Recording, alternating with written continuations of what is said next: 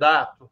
Você acha que eles vão com isso até o fim ou já é o Tarcísio mesmo o candidato deles? O que você viu na manifestação de Copacabana? Vamos lá, então. Eu lembro, Florestan, quando eu falei com vocês aqui há umas 2, 3 semanas, não foi?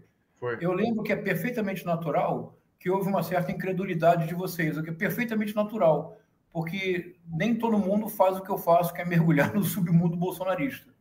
Geralmente, o submundo bolsonarista funciona da seguinte forma.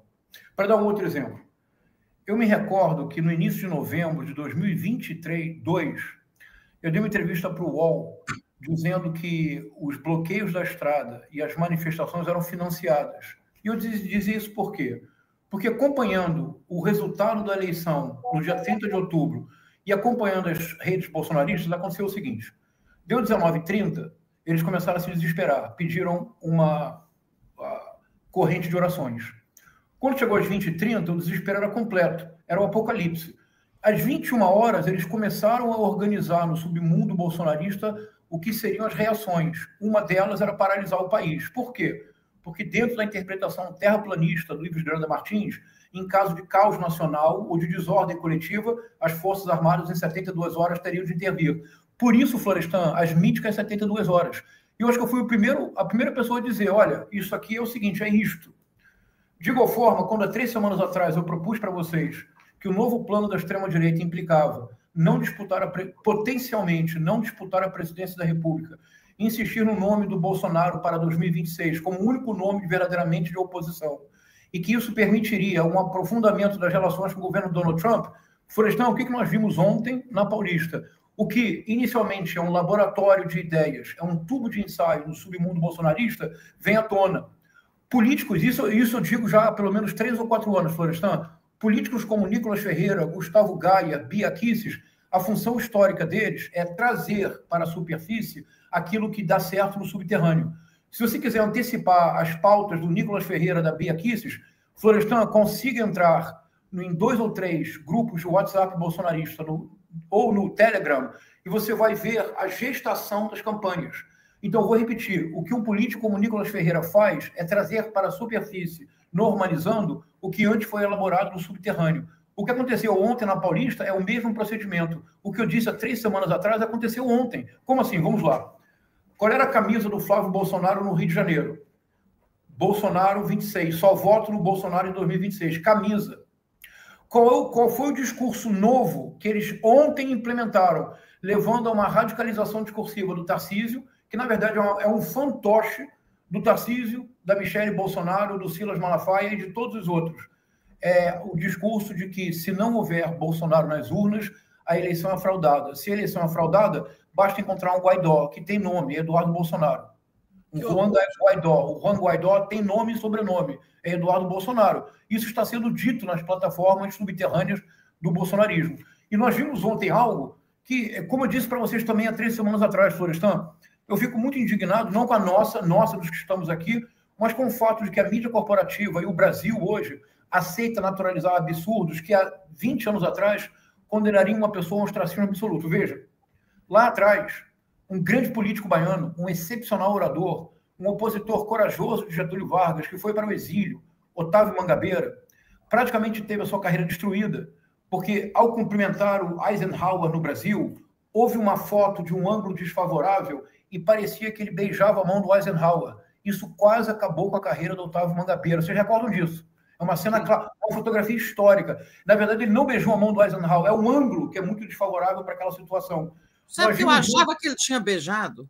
Não, o ângulo era desfavorável. Ele não beijou, mas o ângulo é muito desfavorável e parece de fato que ele está beijando a mão do Eisenhower. Isso quase destruiu a carreira do Otávio Mangabeira. Até o final da vida, as pessoas diziam para ele, beija a mão, beija a mão. Bom, Tereza, nós vimos ontem, no dia 7 de setembro, dia da independência do Brasil, nós vimos uma cena patética.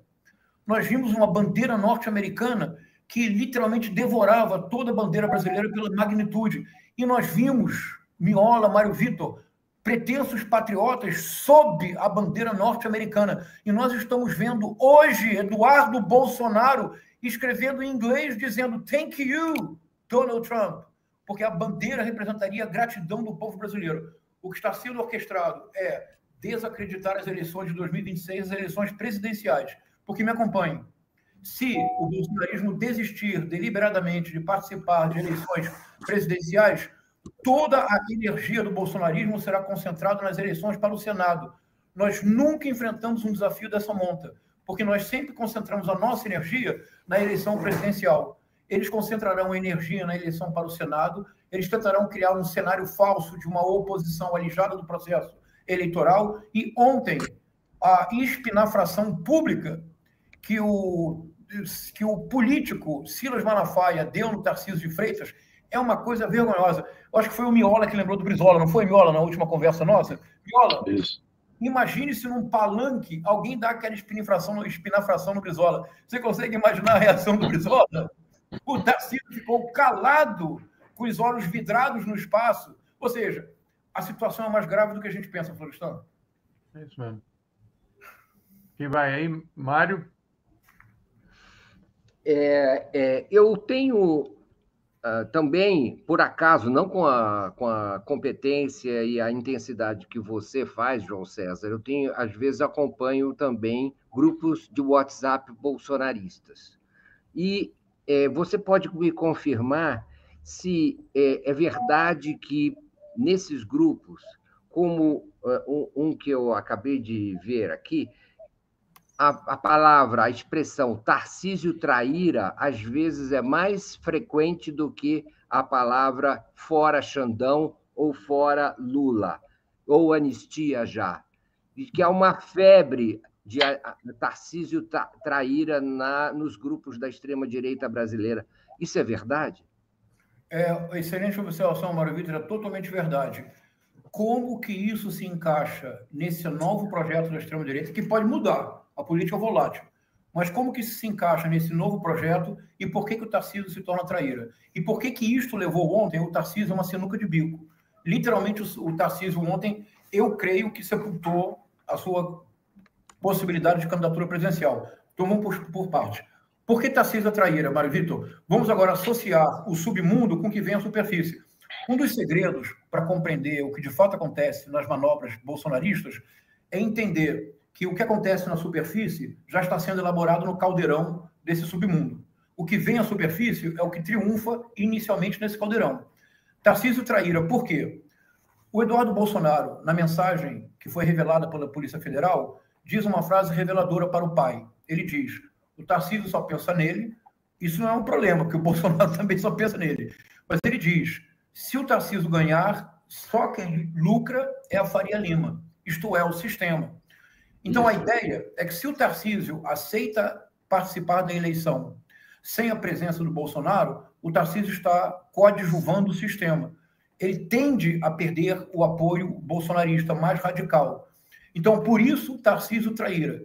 Tarcísio traíra levou o Tarcísio de Freitas ontem, para responder a isto, levou o Tarcísio de Freitas ontem a eu considero um suicídio político e proponho para nossa reflexão conjunta. Por quê? O que fez o Tarcísio ontem? Vamos lá. Ele tentou emparedar o Hugo Mota. Ele tentou criar, aprofundar uma cisânia. Vamos pensar juntos aqui. Porque o que aconteceu é tão grave que eu fico escandalizado que nós estejamos... Não é que o Brasil esteja naturalizando tudo. Ontem o Tarcísio tentou emparedar o Hugo Mota, o presidente da Câmara. Literalmente, ele tentou emparedar o Hugo Mota. O Tarcísio tentou aprofundar uma cisânia dentro do Supremo Tribunal Federal, porque ele teve a disfarçatez de citar em público um discurso do André Mendonça feito no LIDE, aquele encontro de empresários organizados pelo João Dória, quando André Mendonça tentou enfrentar o Alexandre de Moraes. E o Alexandre de Moraes, com muita firmeza, respondeu ao final. Isso é muito divertido. Isso é o momento que ele pede palmas para o Silas Malafaia, ninguém aplaude, Tereza. Eu estava lá um dia, mas eu fui reconhecido por bolsonarista, foi um sufoco. Vocês viram essa fumacinha? Vocês estão vendo essa fumaça? Sim. Florestan, sabe o que é isso? Peraí, deixa eu responder o Mário Vitor, eu quero comentar isso, é bem importante. Então, Mário Vitor, Tarcísio traíra por isso, porque se ele aceitar ser candidato, ele legitima uma eleição. Ao legitimar a eleição, ele corta o plano novo da extrema-direita, que é desacreditar o pleito para criar condições para que os Estados Unidos não reconheçam.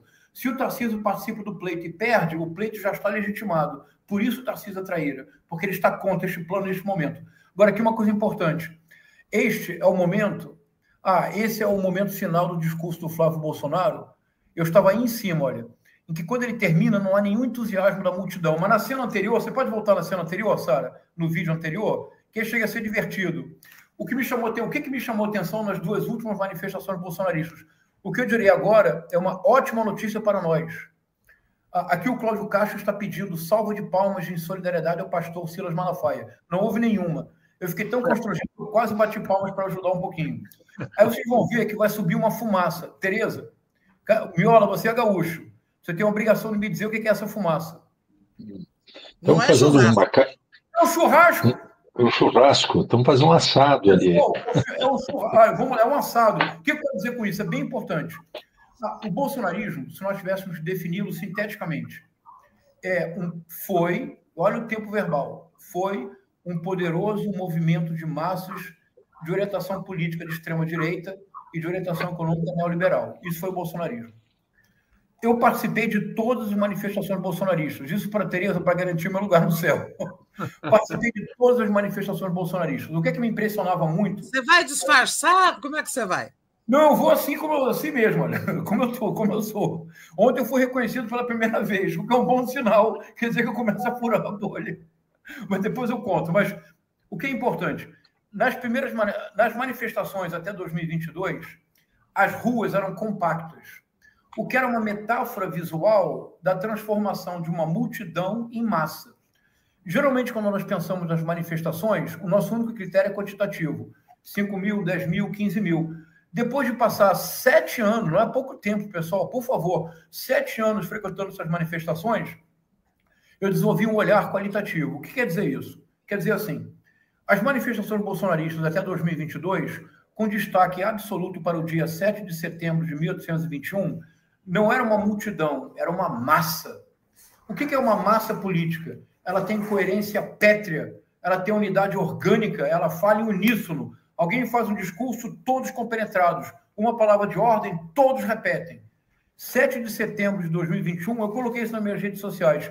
Eu saí da Avenida Atlântica angustiado, porque o que eu vi na Avenida Atlântica no dia 7 de setembro de 2021 foi uma massa. Nas duas últimas manifestações, eu me preocupo menos com o número. Eu gravei tem várias imagens que eu gravei. Eu estava lá no epicentro, eu estava dentro dos bolsonaristas, diante do carro, como vocês viram pela filmagem. Havia clarões que se abriam. Isso nunca aconteceu antes. Mas o mais importante, mais apenas do que haver clarões que se abriam, era uma multidão, Florestan, deixou de ser massa, como o seu pai, um dos maiores sociólogos do século XX do mundo, não do Brasil, diria, sociologicamente.